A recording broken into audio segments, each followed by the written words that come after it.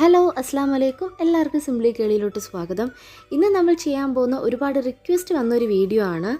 നമ്മുടെ ചാനൽ ഒരുപാട് cake recipes ചെയ്തിട്ടുണ്ട്. അപ്പോൾ അതിൻ്റെയൊക്കെ കമൻറ്റ് ബോക്സിൽ വന്നാൽ ഒരുപാട് പേർക്ക് സംശയങ്ങൾ ഒരുപാട് ചോദിച്ചിട്ടുണ്ട്. കാരണം കേക്ക് ചെയ്യുമ്പോഴത്തേക്കും മേളിൽ ഇങ്ങനെ വിണ്ട് കീറുന്നുണ്ട്, കേക്ക് ഒട്ടിപ്പിടിക്കുന്നുണ്ട്, കേക്ക് താഴ്ന്നു പോകുന്നുണ്ട്, കറക്റ്റായിട്ട് വേകുന്നില്ല, പുറം ഭാഗം വേകുന്നുണ്ട്, ഉൾഭാഗം വേകുന്നില്ല. അപ്പോൾ അതിനൊക്കെ എന്താ ചെയ്യേണ്ടതെന്നൊക്കെ അപ്പം ചോദിക്കുന്നവർക്കെല്ലാം ഞാൻ കമൻറ്റ് റിപ്ലൈ കൊടുക്കുന്നുണ്ട്. അപ്പോൾ ഇതെല്ലാം കൂടി ജോയിൻ ചെയ്തൊരു വീഡിയോ ചെയ്യുകയാണ്. അപ്പോൾ എല്ലാവർക്കും ഇതൊരു ഹെൽപ്ഫുള്ളായിരിക്കും. തീർച്ചയായിട്ടും വീഡിയോ ഫുള്ളായിട്ട് കാണുക. പിന്നെ വീഡിയോയിലോട്ട് പോകുന്നതിന് മുന്നേ നിങ്ങൾ ആദ്യമായിട്ടാണ് ഈ ചാനൽ കാണുന്നതെങ്കിൽ നിങ്ങളുടെ റൈറ്റ് സൈഡിൽ ഇതുപോലൊരു സബ്സ്ക്രിപ്ഷൻ ബട്ടൺ ഉണ്ടാവും, അതൊന്ന് പ്രസ് ചെയ്യുക. അപ്പോൾ തൊട്ടടുത്തൊരു കുഞ്ഞു ബെല്ലൈക്കൺ വരും, അതും പ്രസ് ചെയ്തിട്ട് ഓൾ എന്ന ഓപ്ഷൻ കൊടുക്കുക. എങ്കിൽ മാത്രമേ ഞാൻ അപ്ലോഡ് ചെയ്യുന്ന എല്ലാ വീഡിയോസും നിങ്ങൾക്ക് മിസ് ചെയ്യാതെ കാണാൻ പറ്റുള്ളൂ. അപ്പോൾ നമ്മുടെ കമൻറ്റ് ബോക്സിൽ ഏറ്റവും കൂടുതൽ ആൾക്കാർ ഡൗട്ട് ചോദിച്ചിട്ടുള്ള ഒരു കാര്യമാണ് കേക്ക് വേവിച്ചിട്ടെടുക്കുമ്പോൾ ഇതുപോലെ മേൽഭാഗത്ത് ഇങ്ങനെ ഒരു ക്രാക്ക് വരാറുണ്ട്, അതായത് വിള്ളൽ വരാറുണ്ടെന്ന്. അപ്പോൾ അതെന്താണെന്ന് വെച്ചാൽ നമ്മളിപ്പോൾ ഗ്യാസിലായാലും ഓവൻ ആണെങ്കിലും കേക്ക് ചെയ്യുമ്പോൾ ടെമ്പറേച്ചർ കൂടുതലാണെങ്കിൽ ഇങ്ങനെ ക്രാക്ക് വരാം. പിന്നെ വേറൊരു കാര്യം, നമ്മുടെ കേക്ക് ബേക്ക് ചെയ്യാൻ എടുക്കുന്ന കേക്ക് ടിന്ന് ചെറുതും പിന്നെ അതിൽ യൂസ് ചെയ്യുന്ന കേക്കിൻ്റെ ബാറ്റർ കൂടുതലാകുമ്പോൾ അത് പൊങ്ങി പൊട്ടാനുള്ള സാധ്യതയുണ്ട്. പിന്നെ വേറൊരു കാര്യമാണ്, നമ്മൾ അതിലോട്ട് കേക്ക് ബാറ്ററിലോട്ട് ചേർക്കുന്ന റൈസിങ് ഏജൻറ്റ്, അതായത് മുട്ട, ബേക്കിംഗ് പൗഡർ, ബേക്കിംഗ് സോഡ, ഇത് കൂടുതലായാലും ഈ ഒരു വിള്ളൽ സംഭവിക്കാം. പിന്നെ ഒരുപാട് സമയം നമ്മളിങ്ങനെ കേക്ക് വേവിക്കാനായിട്ട് വെക്കുമ്പോഴും ഈ വിള്ളൽ വരാം. ഇനി നമുക്ക് രണ്ടാമത്തെ പോയിന്റിലോട്ട് പോകാം, അതായത് കേക്ക് സോഫ്റ്റ് ആവുന്നില്ല എന്നതാണ്. നമ്മളെപ്പോൾ കേക്ക് ഉണ്ടാക്കാൻ തുടങ്ങിയാലും കേക്കിൻ്റെ ബാറ്റർ മിക്സ് ചെയ്യുന്നതിന് തൊട്ട് മുന്നേ ആയിട്ട് പ്രീഹീറ്റ് ചെയ്യുക. ഓവൻ ആണെങ്കിൽ ഓവൻ പ്രീഹീറ്റ് ചെയ്യുക, തവയാണെങ്കിൽ തവ പ്രീഹീറ്റ് ചെയ്യുക. പ്രീഹീറ്റ് ചെയ്യാൻ വെച്ചതിന് ശേഷം ആ സമയത്ത് വേണം നമ്മൾ ബാറ്റർ വെറ്റ് ഇൻഗ്രീഡിയൻറ്റും ഡ്രൈ ഇൻഗ്രീഡിയൻറ്റും തമ്മിൽ മിക്സ് ചെയ്യാനായിട്ട്. നമ്മുടെ ഇൻഗ്രീഡിയൻസ് എല്ലാം മിക്സ് ചെയ്തതിന് ശേഷം പെട്ടെന്ന് തന്നെ പ്രീഹീറ്റ് ചെയ്ത് വെച്ചേക്കുന്ന ആ ഒരു പാനിലോട്ട് അല്ലെങ്കിൽ ഓവനിലോട്ട് കേക്കിൻ്റെ ബാറ്റർ മാറ്റുക. പിന്നെ വേറൊരു കാര്യം, നമ്മൾ ചേർക്കുന്ന മാവ് അത് കൂടുതലും അതിൽ ചേർക്കുന്ന ബട്ടർ, എണ്ണ അല്ലെങ്കിൽ മുട്ട, ഇതിലേതെങ്കിലും ഒന്ന് കുറവാണെങ്കിൽ നമ്മുടെ കേക്ക് സോഫ്റ്റായിട്ട് കിട്ടില്ല. അപ്പോൾ കറക്റ്റ് റേഷ്യോയിൽ തന്നെ മാവും എണ്ണയും, അതായത് ഡ്രൈ ഇൻഗ്രീഡിയൻറ്റും വെറ്റ് ഇൻഗ്രീഡിയൻറ്റും ചേർക്കുക. പിന്നെ മൂന്നാമത്തെ ഒരു പോയിൻ്റാണ്, കേക്ക് നടുവേ വേവിച്ച് കഴിയുമ്പോൾ കേക്ക് നടുവേ ഈ കാണുന്നത് പോലെ കുഴിയുന്നു എന്നുള്ളത്. ഇപ്പോൾ ഓവണിലാണെങ്കിലും ഗ്യാസിലാണെങ്കിലും കേക്ക് ടിന്ന് വെച്ചതിന് ശേഷം ഇടയ്ക്കിടയ്ക്ക് വെന്തോ ചെക്ക് ചെയ്യാനായിട്ട് തുറന്ന് നോക്കരുത്. അങ്ങനെ നോക്കിയാൽ ഇതുപോലെ കേക്ക് നടുക്ക് കുഴിഞ്ഞു പോകും. പിന്നെ ലോ ഫ്ലെയിം ആണെങ്കിൽ, അത് തീ നല്ല കുറവോ ടെമ്പറേച്ചർ നല്ല കുറവോ ആണെങ്കിലും ഇങ്ങനെ സംഭവിക്കാം. പിന്നെ വേറൊരു കാര്യം എന്ന് വെച്ചാൽ, നമ്മൾ ചേർക്കുന്ന ഓയിൽ അല്ലെങ്കിൽ ബട്ടറിൻ്റെ അളവ് കൂടിയാലും ഇങ്ങനെ നടുക്ക് കുഴിഞ്ഞു പോകാം.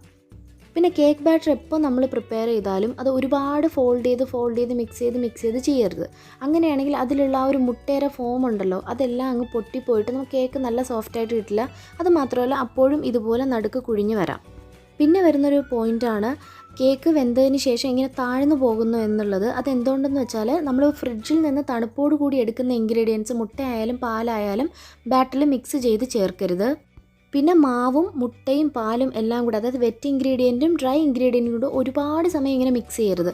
അങ്ങനെയാണെങ്കിലും ഇതിങ്ങനെ കറക്റ്റായിട്ട് പൊങ്ങി വരില്ല, വെന്തതിന് ശേഷം താഴ്ന്നു പോകും. പിന്നെ അഞ്ചാമത്തെ പോയിൻ്റാണ്, കേക്ക് ടിന്നിൽ നിന്ന് കേക്ക് വെന്തതിന് ശേഷം ഇളക്കിയെടുക്കാൻ പറ്റുന്നില്ല, അതിങ്ങനെ ഒട്ടിപ്പിടിച്ച പോലെ ഇരിക്കും എന്നെല്ലാം.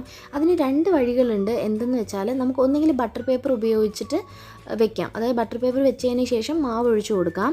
അല്ല എന്നുണ്ടെങ്കിൽ നമ്മൾ ഏത് കേക്ക് ടിൻ അല്ലെങ്കിൽ പാത്രത്തിലാണോ കേക്ക് പ്രിപ്പയർ ചെയ്യാൻ ഉദ്ദേശിക്കുന്നത് അതിലോട്ട് ജസ്റ്റ് ബട്ടറോ നെയ്യോ ഡാൽഡയോ എന്താണെന്ന് വെച്ചാൽ കംപ്ലീറ്റ് ആ 4 ഭാഗത്തും പിന്നെ താഴെയും മാവ് ഒഴിക്കുന്ന ഭാഗത്തും കൂടെ ജസ്റ്റ് ഒന്ന് സ്പ്രെഡ് ചെയ്ത് കൊടുത്തതിന് ശേഷം കുറച്ച് മൈദ ഒന്ന് തട്ടിക്കൊടുക്കുക. കംപ്ലീറ്റ് എല്ലാ ഭാഗത്തും കൂടെ മൈദ തട്ടിക്കൊടുക്കുക. എന്നിട്ട് നമുക്ക് ബാറ്റർ ഒഴിച്ച് സാധാരണ കുക്ക് ചെയ്തെടുക്കുന്ന പോലെ കുക്ക് ചെയ്തെടുക്കാം. പിന്നെ ആറാമത്തെ പോയിൻ്റാണ്, കേക്ക് വെന്തതിന് ശേഷം ഇങ്ങനെ നനവുണ്ട്, ഒട്ടിപ്പിടിക്കലുണ്ട് കേക്കിൻ്റെ പുറംഭാഗം എല്ലാം. അതെന്തുകൊണ്ടാണെന്ന് നോക്കാം. അതെന്താണെന്ന് വെച്ചാൽ, നമ്മുടെ കേക്ക് വെന്തതിന് ശേഷം ചില ആൾക്കാരെങ്കിലും അതങ്ങ് മൂടി വെക്കാറുണ്ട്, കംപ്ലീറ്റ് ക്ലോസ് ചെയ്ത അടപ്പ് കൊണ്ട് മൂടി വെക്കാറുണ്ട്. അങ്ങനെ വെക്കുമ്പോൾ അതിൽ ആവി നിന്നിട്ടും കേക്കിൻ്റെ പുറം ഭാഗത്ത് ഒരു എണ്ണമയം പോലെ അല്ലെങ്കിൽ ഒട്ടൽ പോലെയൊക്കെ സംഭവിക്കാം.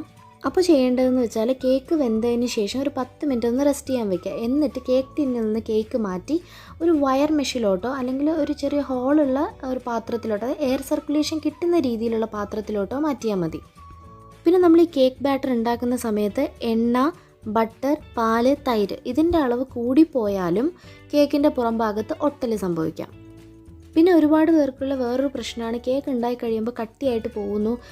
ചൂടായിട്ടിരിക്കുമ്പോൾ അല്പം സോഫ്റ്റ് ആയിരിക്കും, തണുത്ത് കഴിയുമ്പോൾ കട്ടിയായിട്ട് പോകുന്നു എന്നൊക്കെ. അതെന്തുകൊണ്ടെന്ന് വെച്ചാൽ നമ്മൾ മാവിൻ്റെ അളവിനേക്കാളും കുറവായിട്ട്, അതായത് മാവിന് 1 കപ്പ് മാവിന് ഇത്ര ബട്ടർ അല്ലെങ്കിൽ ഇത്ര എണ്ണ വേണം എന്നുണ്ട്. അപ്പോൾ അതിനേക്കാളും കുറച്ച് അളവിൽ ബട്ടറോ മുട്ടയോ ഒക്കെ ചേർക്കുമ്പോഴാണ് കേക്ക് കട്ടിയായിട്ട് പോകുന്നത്. പിന്നെ വേറൊരു കാര്യം, ഒരുപാട് ടെമ്പറേച്ചർ അല്ലെങ്കിൽ ഒരുപാട് ഫ്ലെയിമിൽ ഒരുപാട് സമയം കൂടുതൽ എടുത്തിട്ട് കേക്ക് ബേക്ക് ചെയ്തെടുക്കുമ്പോഴും ഇങ്ങനെ കട്ടിയായിട്ട് പോവാം. അപ്പോൾ ഇങ്ങനെ ഡ്രൈ ആയിട്ട് പോകുന്നവർക്ക് ഒരു ടിപ്പ് പറഞ്ഞുതരാം.